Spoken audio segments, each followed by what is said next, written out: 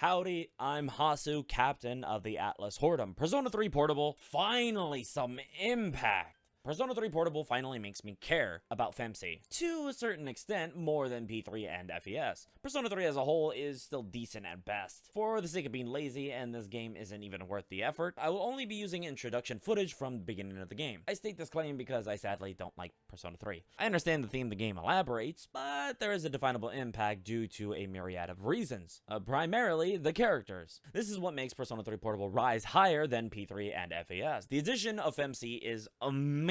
She's meant to illustrate the diverting perspectives when dealing with life. Male protag chooses apathy. Wasn't much as he just gave generic answers towards the cast. Yet the social link characters bonded with him and became friends when the game only illustrates these characters are acquaintances. This disparity is covered with the addition of FEMC. She does say some generic lines of a protagonist. Her personality, however, is on display. Her responses indicate her personality with her own variation of ideology during any interaction. Gameplay-wise, Persona 3 Portable reigns supreme. Obviously, until Reload is released. Portable as controllable party members. That alone is wonderful. The game doesn't stop there. There are rebalancing issues from P3 and FES, albeit adjusted but not fixed to completion. There are still issues, but to the extent of being relatively benign. You're probably thinking, but the removal of 3D models and cutscenes. I will take gameplay enhancements over 3D models any day. It was a PSP. Something had to be sacrificed.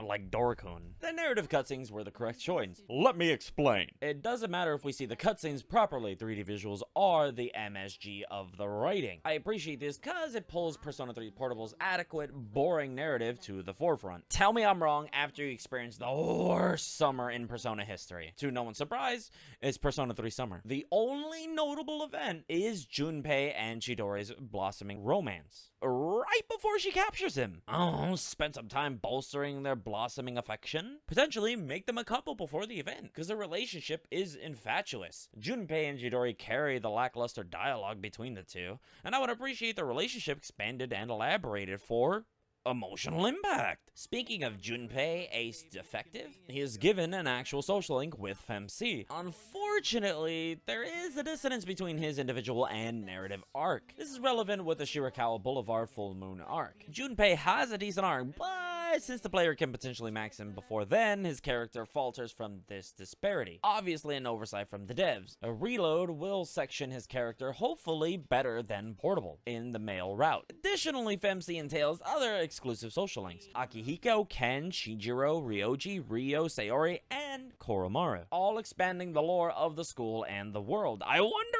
why! It's almost like she's a different person. She may be a woman, but she has personality, her own interests and disdains, altering her narrative due to her identity as a human being, but resulting in the same conclusion. It's almost like the journey is important and not the destination. The male route lacking such profundity compared to FEMC. From this alteration, the next prominent change is the gameplay. Easily the best version of Persona 3. The map layout and camera angle are still a problem, but pale in comparison to the inclusion of direct commands of party members. Unfortunately, this was still before Persona 4 Golden, so sadly, no skill selection with this one either.